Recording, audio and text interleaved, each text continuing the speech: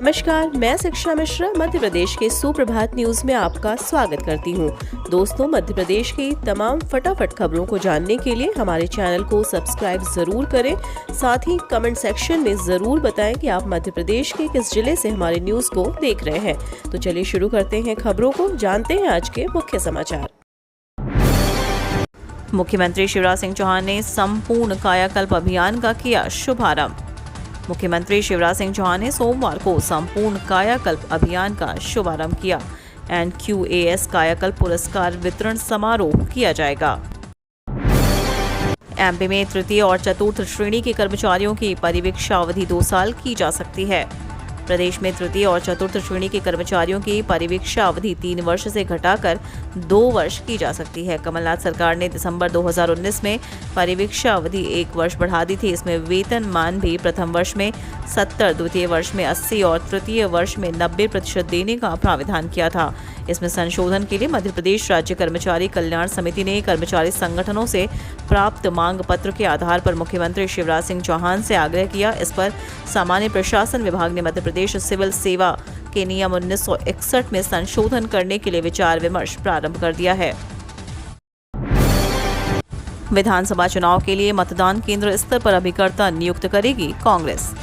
वर्ष 2023 में होने वाले विधानसभा चुनाव के लिए प्रदेश कांग्रेस मतदान केंद्र स्तर पर अभिकर्ता नियुक्त करेगी। ये नवंबर 2022 से प्रारंभ होने वाले मतदाता सूची के संक्षिप्त पुनरीक्षण कार्य पर नजर रखेंगे। पात्र मतदाताओं के नाम जुड़वाने और अपात्रों के नाम कटवाने के लिए बूथ लेवल ऑफिसर को दावा आपत्ति प्रस्तुत करेंगे। इसके लिए प्रदेश संगठन ने सभी विधायक और जिला इकाइयों को मतदान केंद्र स्तर पर अभिकर्ता नियुक्त करने के लिए कहा है, ताकि मतदाता सूची में किसी प्रकार की गड़बड़ी ना रहे।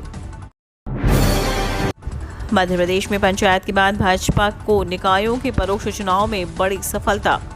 भारतीय जनता पार्टी को त्रिस्तरीय पंचायत के बाद निकायों के परोक्ष चुनाव में बड़ी सफलता मिली है।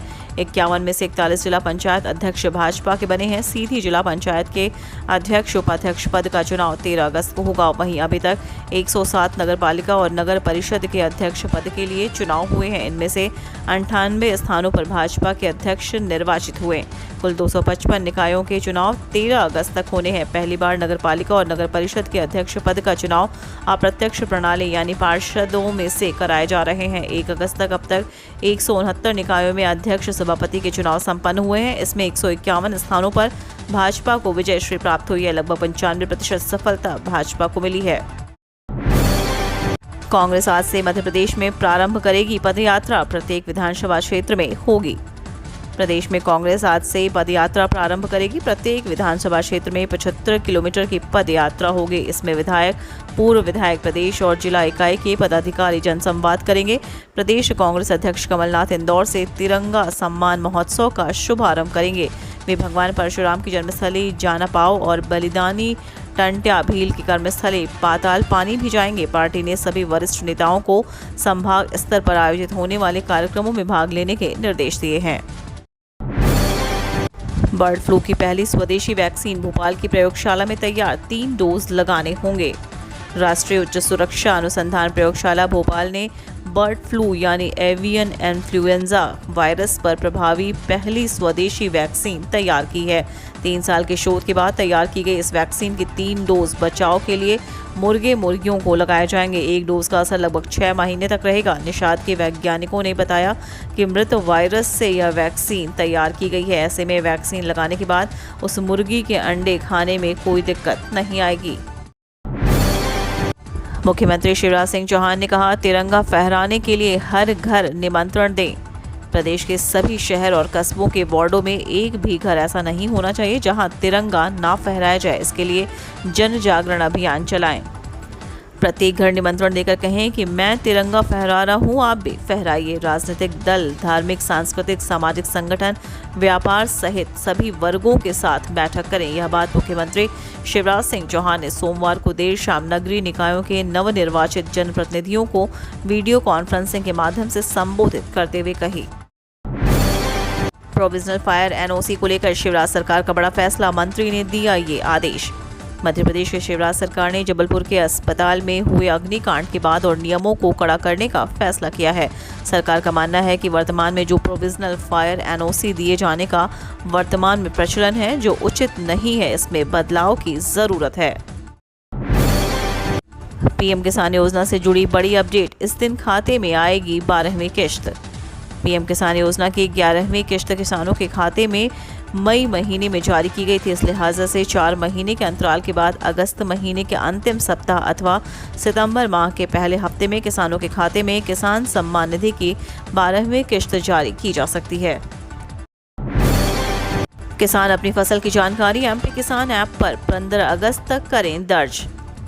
प्रदेश सरकार द्वारा आत्मनिर्भर मध्य प्रदेश और आत्मनिर्भर किसान के मंत्र पर एक और किसान हितैषी निर्णय लिया है।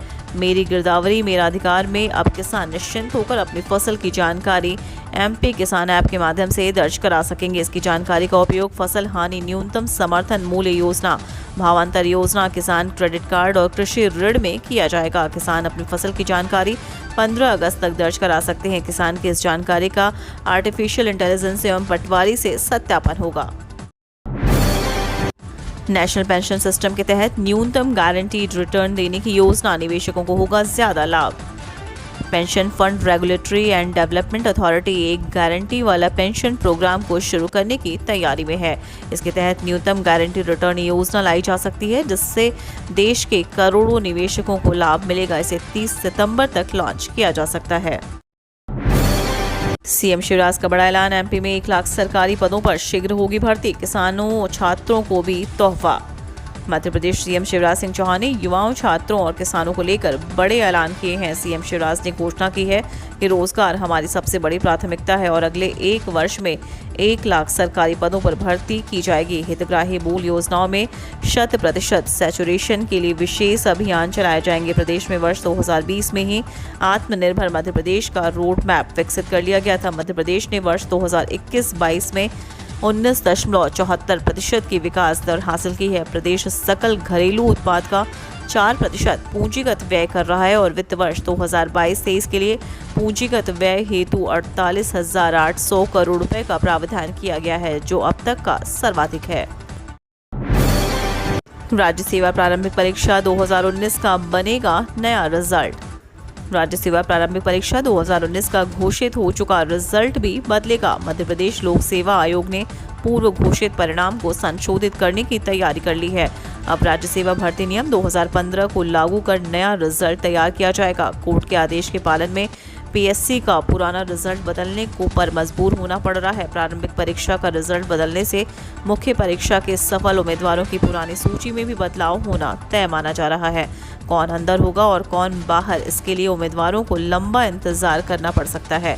दरअसल संशोधित रिजल्ट जारी करने से पहले अब पीएससी चाहता है कि ओबीसी आरक्षण के लंबित मामले पर अंतिम निर्णय भी आ जाए, ताकि बार बार रिजल्ट में बदलाव न करना पड़े। अच्छी वर्षा से बांध भरे, फिर भी सस्ती बिजली उत्पादन से परहेज।